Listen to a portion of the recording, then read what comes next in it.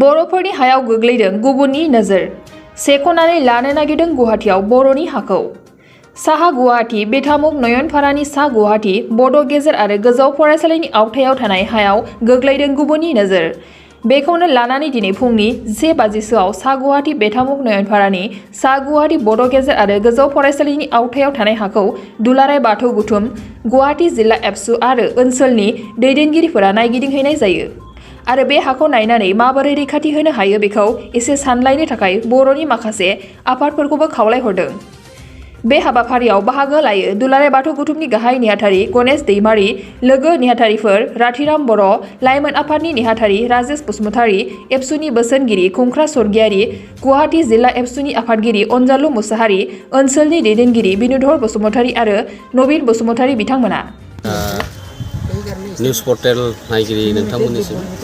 दुलाराय बाथौ गौथुमनिफ्राय जों दिनै बेवहाय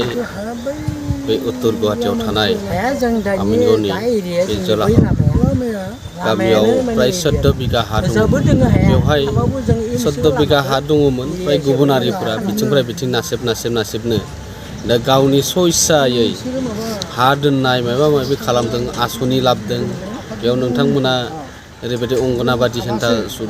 लुदों दा बेखौ जोंनि लकेल कमिटिया जेबो मोनथिया होनना बुंदों बे हा दोननायाव जिता थांलाय फैलाय खालामनायाव नुबाय जे जोंनियाव हानि दखल खालाममारदों दा बेखौ दिनै जोङो बे एरियायाव बेसेबां नोंथां बे नैबे जायगायाव एसे हानि एसे दावराव जाबाय थादों बे माबायदि जादों बे दावरावा जोंहा अनुष्ठाना जिहेतु मृतप्राय बिल्डिं खिनियाल' दङसै हायाथ' भालेखिनि दङमोन 1985 सननिफ्रायनो आरम्भ दङमोन आरो दिनै 4-5 बोसोरनिफ्राय जों इयाव कुनु मोनसे आफादबो फज'नो हायाखै अनुष्ठानाबो जोबलांदों आरो कुनु सासे जिहेतु जों बाय गाजान जायो फायनानै सफायनो हायानि कारनै बाखि भुमाफियाफोरा इत्यादि बिसोरो हराव এই कान्दफोरखौ मावबाय दं जोंनि प्लटआथ' एमइनि कारणे 3 बिगा आरो माबानि हाई स्कुलनि पन्चायतनि 11 बिगा टोटेल 14 बिगा बे 14 बिगा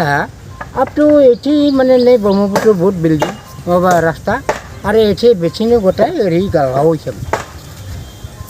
14 बिगा टोटेल हाया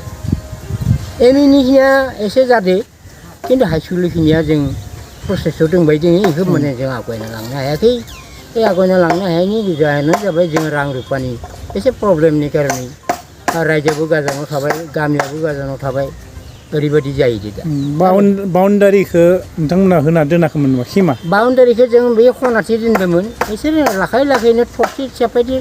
आरो पिलारबो जों गाथिजोबदोंमोन बेफोरखौ बुफुनानै मिसिं खालामना होदो जों माने मिथिया बेफोरखौ आरो बिसोरनिफ्रायबो जों मोना दा बेखौ गायनायनि बेबस्था लाफिनाखै गायनायनि बेबस्था लायोबा आंथ' बुंबाय रां रुपानि गैया रायजोआ दुर्बल आरो दिनै बे उत्तर गुवाहाटीयाव प्राय 36 खानसे गामि दङ गथायगिटानो बे अनुष्ठानाव इनभल्भ दंमोन बे जायगाया नैबे मा गामि गोलैयो बेखौ जलाव गोलैयो जलालाब नैबेयाव जे दा हा दोनबाय थादों माबादों इथा दोनदों बेफोरखौ माबायदि दोनथ'दों होनना लांदों बिसोरो जों खोंफायबा मा बुङो साननैसोनि कारणे दोनथ'दो होनना बुंदों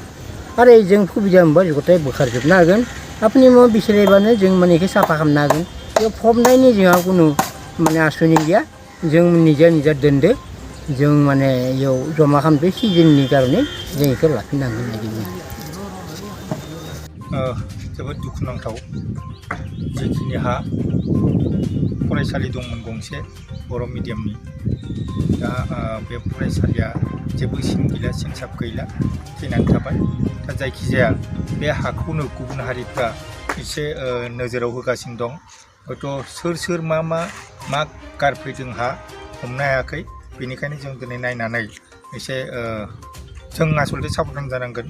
बेवहाय जोंनि बाथौ गौथुमनि गाहाय नेहाथारि बिथां दं आरो बेनिफ्राय ओनसोलनि दैदेनगिरि बिथांमोन दं बिथांमोना जोंनो गासैबो काहिनिखौ बुंजोब्बाय बोरै माने जोबलांनो हमदों दा बेनिखायनो जों गासैबो बर' माहारिनि आफादफोरनि दैदेनगिरिफोरा फैनानै खेबसे फैनानै जाहाथे नैबे हाखौ बोरैहाय संरैखा खालामनो हायो बेवहाय जोंनि बोरैहाय बर'नि फसंथानजों गायसननो हायो बेनि थाखाय जों बयबो गासैबो ज' जानानै जाहाथे गोसो होलायनानै नायफिननो थाखाय आङो दुलाराय बर' फरायसा आफादनि जानानै खावलायनाय जाबाय। गोजोन्थों। बिटिआर हालामनि थाखाय मोनसे गोजोनथाव खौरां। 68थि भारत रत्न लोकप्रिय गपिनाथ बरदलै ट्रफी जोलुर बादायलायनाय। बे बादायलायनायखौ गिबि खेबनि थाखाय बिटिआरनि सिङाव थानाय चिरां जिल्लायाव सोलिफुबाय थानाय मार्च दाननि गेजेराव खुंफुंनाय जागोन। Guwahati sports association in association with Subungthi फाउन्डेशननि बानजायनायाव देग्लाय चिरां थाइखाजरानि राइन' क्लाब गेलेग्रा फोथाराव 2022 इं 25 मार्चनिफ्राय जागायनानै 30 मार्चसिम जोबथा बादायलायनाय जागोन। गासै मोनब्रै गेदेर जोलुर क्लाबफोरनि गेजेराव बे बादायलायनाया जागोन। बे गेदेर जोलुर क्लाबफोरनि मुंफोरानो जाबाय north east united FC, united Chirang Duar FC, चिलं लाजं FC आरो आसाम रेजिमेन्टेल सेन्टार। बादायलायनायनि सम खाना होखानाय बादियै 25 मार्च खालि नर्थ इस्ट इउनाइटेड एफसी आरो United Chirang Duar FC, 26 March खालि शिलं लाजं एफसी आरो आसाम रेजिमेन्टेल सेन्टार, 27 मार्च खालि नर्थ इस्ट इउनाइटेड एफसी आरो आसाम रेजिमेन्टेल सेन्टार, 28 मार्च खालि इउनाइटेड चिरां दुवार एफसी आरो शिलं लाजं एफसी, 29 मार्च खालि आसाम रेजिमेन्टेल सेन्टार आरो United Chirang Duar FC, 30 March खालि नर्थ इस्ट इउनाइटेड एफसी आरो शिलं लाजं एफसीनि गेजेराव बे बादायलायनाया जागोन। जानो थांनाय बे बादायलायनायनि टिकेटखौ दानिफ्रायनो टिकेट काउन्टाराव होनाय जाबाय। नायनो गोसो गुदुं एबा जोलुर बादायलायनायखौ मोजां मोनग्रा सुबुंफोरा थाबैनो टिकेटनि थाखाय 9547461257 जानबुं नम्बराव जगाजग खालामहरनो हागोन एबा बुकिं खालामहरनो हागोन।